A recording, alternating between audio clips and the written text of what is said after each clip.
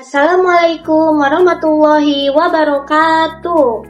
Perkenalkan, nama saya Grace Auzia Kencana Simanung Khalid. Saya dari Prodi Informatika. Saya akan menjelaskan jenis-jenis diagram. Yang pertama itu ada diagram bar chart atau diagram batang. Cara penggunaan diagram batang itu membandingkan nilai kuantitatif antar kategori yang berbeda. Setiap kategori memiliki satu arah atau lebih dari satu batang, di mana tinggi dan lebar batang menunjukkan besarnya nilainya. Misalnya, membandingkan penjualan produk A, B, dan C selama 1 bulan. Diagram ini cocok banget untuk kategori yang jelas dan tidak terlalu banyak. Nah, saya ada juga nih contoh untuk diagram batangnya. Di sini saya bacain ya. Membandingkan jumlah penjualan makanan cepat saji di Medan selama bulan Desember 2025. Di sini kita lihat ya di gambarnya, ada burger 120 unit, ayam goreng 180 unit, mie instan 2500 unit, pizza 900 unit, dan yang terakhir sate 1500 unit. Nah, masuk nih diagram kedua, diagram line chart atau diagram garis. Diagram garis ini cara penggunaannya menampilkan perkembangan nilai variabel seiring waktu. Sumbu horizontal biasanya menunjukkan waktu, hari, bulan, dan tahun. Sedangkan sumbu vertikal menunjukkan nilai variabelnya. Garis yang menghubungkan titik data membantu melihat tren naik turun ataupun stabil. Misalnya, mengamati perubahan suhu harian selama 1 minggu. Nah, saya ada juga nih contoh yang kedua. Ya, kita bacain ya. Perubahan suhu rata-rata harian di Medan selama 7 hari saat Natal, dari tanggal 22 sampai 28 Desember 2025. Yaitu, di tanggal 22-nya itu ada 28 derajat Celcius. Di tanggal 23 ada 29 derajat Celcius, dan tanggal 24 ada 30 derajat Celcius, tanggal 25 ada 27 derajat Celcius, tanggal 26 ada 28 derajat Celcius, tanggal 27 ada 29 derajat Celcius, dan yang terakhir nih, tanggal 28 ada 26 derajat Celcius. Oke, masuk yang ketiga ya. Nah, yang ketiga ini namanya P-chart atau diagram lingkaran. Cara penggunaan diagram lingkaran ini adalah mengilustrasikan proporsi setiap bagian terhadap total keseluruhan. Total lingkaran memiliki 100% dan setiap irisan menunjukkan persentase atau bagian dari kategori tertentu. Tidak disarankan jika ada lebih dari 5 sampai 6 kategori karena akan sulit banget itu dibaca. Misalnya, menunjukkan komposisi jenis pengeluaran bulanan. Nih, saya ada juga nih contoh yang untuk ketiga. Di sini proporsi pengeluaran bulanan seorang pekerja di Medan. Total gaji dia 10 juta per bulannya.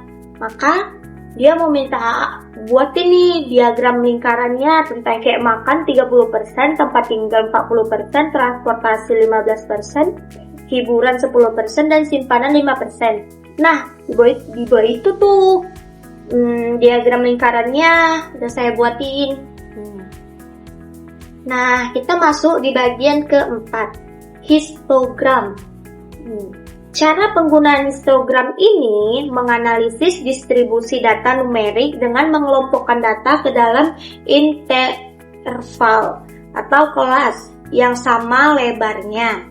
Setiap batang memiliki frekuensi atau jumlah data dalam interval tersebut. Misalnya, melihat distribusi tinggi badan pada sekelompok mahasiswa. Nah, ini contoh yang keempat. Contohnya, nilai tinggi mahasiswa siswa di SMA. Itu dia katanya sih sampai 200 orang ya. Tapi di sini kita melihat, nah ini nih gambarnya, interval tinggi badannya 150 sampai 155, 155 sampai 160, 160 sampai 165, 165 sampai 170, 170 sampai 175. Frekuensinya 25, 55, 65, 40, 15.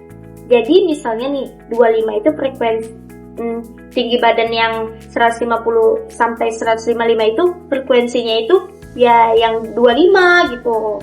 Ya, lihat ya gambarnya ya. Nah, yang kelima ini ada diagram sebaran. Cara penggunaan diagram sebaran ini menunjukkan hubungan antara dua variabel numerik. Setiap titik pada diagram memiliki satu pasang nilai dari kedua variabel. Jadi dapat mengidentifikasi pola seperti kolaborasi positif. Nilai satu variabel naik dengan nilai satu variabel naik seiring dengan yang lain-lainnya gitu. Jadi dia bisa negatif atau tidak ada hubungan. Misalnya hubungan antara jumlah jam belajar dan nilai ujian. Saya ada juga nih contoh yang buat kelima yang untuk diagram sebaran. Nah, ini nih contohnya. Hubungan antara jumlah jam belajar dan nilai ujian matematika siswa di Medan. Nah, untuk sumbu X-nya itu ada jam belajar per minggu 0 sampai 10 jam. Sumbu Y-nya nilai ujian 0 sampai 100 jam. Nah, itu nilai ujian. Yang Y, nilai ujian 0 sampai 100 nilainya ya. Terus yang polanya itu semakin banyak jam belajar, cenderung nilai semakin tinggi. Jadi korelasi nilai positif gitu. Nih, ada juga nih gambarnya sudah saya buat ya. Nah, kita masuk nih yang terakhir, box plot, adalah diagram kotak. Diagram kotak ini, cara penggunaannya membandingkan distribusi data numerik dan mengidentifikasi median. Kuartitatil pertama, kuartitatil ketiga, rentang antar kuartatil, serta outlier, nilai yang sangat berbeda dari yang lain. Misalnya nih, kotak mewakili 50 data tengah. Garis di dalam kotak adalah median, dan garis ekstrim menunjukkan rentang data kecuali outlier. Misalnya membandingkan distribusi nilai ujian antar kelas yang berbeda. Nih, saya ada juga nih contoh yang untuk diagram kotaknya. Kita bacain ya. Contohnya, perbandingan distribusi nilai ujian bahasa Indonesia antar kelas 3 dan kelas SMA di Medan.